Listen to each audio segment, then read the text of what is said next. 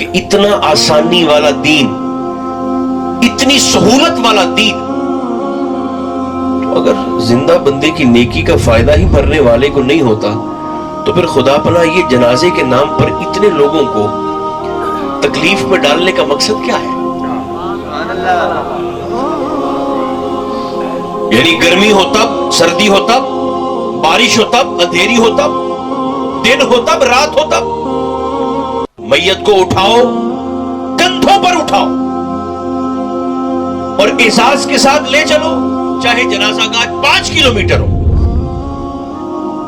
لے چلو، پیچھے پیچھے سارے چلو اس کے پیدل۔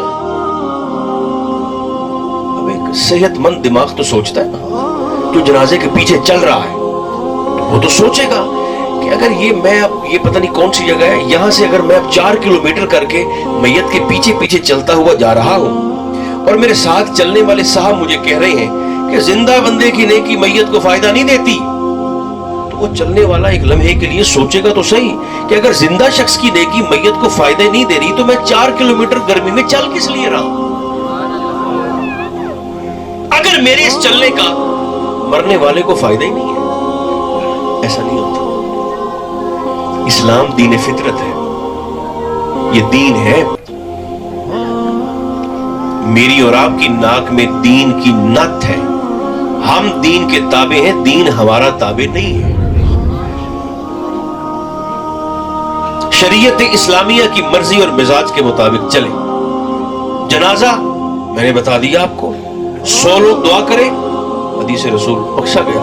40 دعا کریں، بخشا گیا۔ 3 گھر گواہی دے دیں، اور وہاں کھڑے ہو کر سوچنا بھی نہیں چاہیے جی اس نے تو یہ کیا تھا اور وہ کیا تھا، تو پھر میں کیسے کہہ دوں کہ نیک، دوسروں کے عیبوں پر نہیں۔ ایک بات جلدی سے قبول فرمائیے گا، حدیث مبارکہ، سرکار دو عالم علیہ السلام نے اپنے صحابہ کو فرما رہے ہیں، فرمایا ایک دن جناب کلیم اللہ سے ہم کلام ہونے گئے، حضرت موسیٰ علیہ السلام، تو رب کریم نے فرمایا میرے کلیم آج نہ ذرا اپنی بستی کا نیکوکار ترین بندہ ڈھونڈ کے لائیے۔ دیکھیے گا، دوسروں پر نظر نہیں رکھنی، اپنے کام سے کام رکھنا ہے۔ جائیے اور اپنی بستی کا نیکوکار ترین آدمی ڈھونڈ کے لائیے۔ سرکار کریم گئے، ایک لمحے کے لیے سوچے کتنا نیک ہے وہ آدمی جسے نگاہ رسالت ڈھونڈ رہی ہے۔ دیکھتے رہے ایک شخص پر نگاہ انتخاب ٹک گئی، اس کا ہاتھ پکڑا، لے کر طور کے پہاڑ پہ آ گئے، مولا یہ میری بستی کا نیکوکار ترین آدمی ہے۔ فرمایا اچھا اب اسی کے ذمہ لگائیں کہ اپنی بستی کا گناہگار ترین بندہ ڈھونڈ کے لائیں۔ جب آپ نے فرمایا تو وہ ایسے کانپنے لگ گیا، اس نے کہا حضور یہ تو میرے بس کا کام ہی نہیں ہے، میں کیسے ڈھونڈ کے لاؤں؟ آپ نے فرمایا اللہ کا حکم ہے، کرنا تو پڑے گا، جاؤ۔ اس نے کہا حضور پھر مجھے 3 دن کا وقت دے دیں۔ فرمایا دے دیا۔ چوتھے دن اس گناہگار آدمی کے ساتھ اسے لے کر نہ ساتھ یہاں طور کے پہاڑ پر آ جانا۔ چلا گیا، 3 دن گزر گئے، دیکھتا رہا۔ جب چوتھا دن ہوا اور وہی وقت ہوا جب اس نے اس گناہگار بندے کو اپنے رسول سے کیے ہوئے وعدے کے مطابق لانا تھا، تو اس نے کیا کیا میرے بھائیوں، اس نے اپنے گلے میں رسی ڈال لی، گھر سے چلا اور طور کے پہاڑ پر آ کر نا رسی کا سرا حضرت موسیٰ کے ہاتھ میں دے دیا۔ آپ نے فرمایا یہ کیا ہے؟ اس نے کہا حضور میں 3 دن لوگوں کو دیکھتا رہا، کچھ لوگوں کے اعمال بھی میری نظروں کے سامنے آئے، حضور مجھے شک ہوا کہ پتہ نہیں یہ کام ٹھیک ہے یا غلط ہے، پتہ نہیں یہ کام اچھا بھی ہے یا برا بھی ہے، شک ضرور حضور مجھے ہوا، لیکن میرے کریم باہر والوں کے کاموں پر مجھے شک تھا، لیکن جب رات کی تاریکی میں نے اپنے کرتوتوں پر نگاہ ڈالی تو باہر والوں پر شک تھا تے آبدیاں دے مینوں پاکا۔ تو حضور میں تو اس نتیجے پر پہنچا کہ پوری بستی میں مجھ سے بڑا گناہگار تو ہے ہی کوئی نہیں۔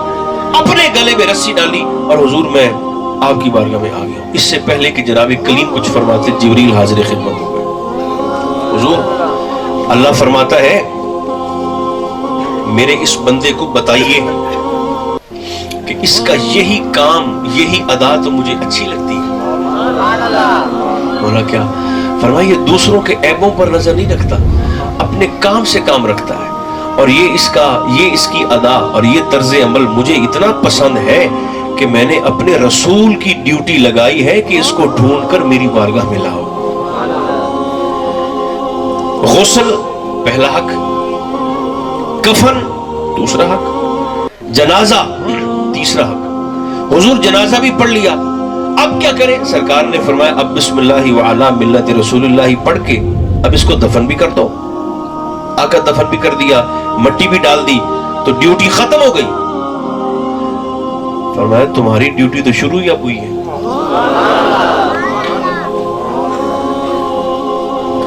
سرکار حکم فرمائے، اس پر ہمیں زیادہ توجہ دینے کی ضرورت ہے، جو سرکار کا آخری فرمان ہے۔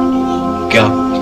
آقا فرماتے ہیں جس کو دفن کر چکو، پھر یہ نہ سمجھو معاملہ ختم، ڈیوٹی ختم۔ فرمایا پھر تمہاری ساری زندگی ذمہ داری یہ ہے، اذکروا محاسن موتاکم وکفوا عن معاصیہم۔ فرمایا ساری زندگی پھر تم نے میت کا شکوہ نہیں کرنا،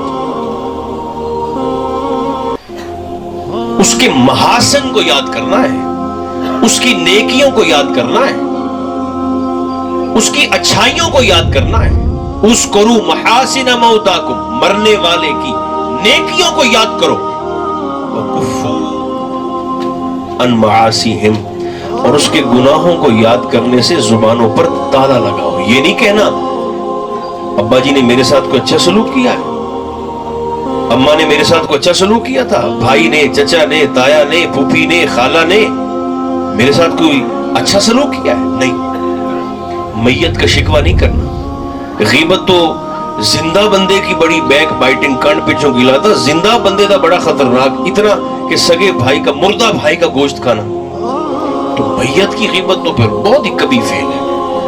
اس لیے کہ جو قبر کے کٹہرے میں چلا گیا، بس اس کا معاملہ پھر اس کے اللہ کے سپرد ہے۔ ساری زندگی پھر ہماری ڈیوٹی یہ ہے کہ آقا فرماتے ہیں پھر میت کا غیبت نہ کرو، گلہ نہ کرو، اس کی نیکیوں کو یاد کرو، گناہوں کو یاد کرنے سے زبانوں پر تالا لگا۔ اسلام دین فطرت ہے، وہ زندہ لوگوں کے ساتھ ساتھ مرنے والوں کی بات بھی کرتا ہے حکم کی۔ تو زندگی یاد رکھیے گا، جتنی گزر گئی ہے اتنی باقی نہیں رہتی،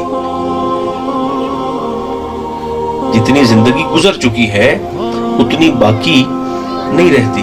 یہ تو ہے ہی پانی کا بلبلا، کسی موقع پہ ہی بلا۔ میں اور آپ سارے ایسے قطار میں لگے ہوئے ہیں، لائن میں لگے ہوئے ہیں، جس کا نام پکارا جا رہا ہے تو وہ اللہ کی بارگاہ میں حاضر ہو جاتا ہے، پہنچ جاتا ہے۔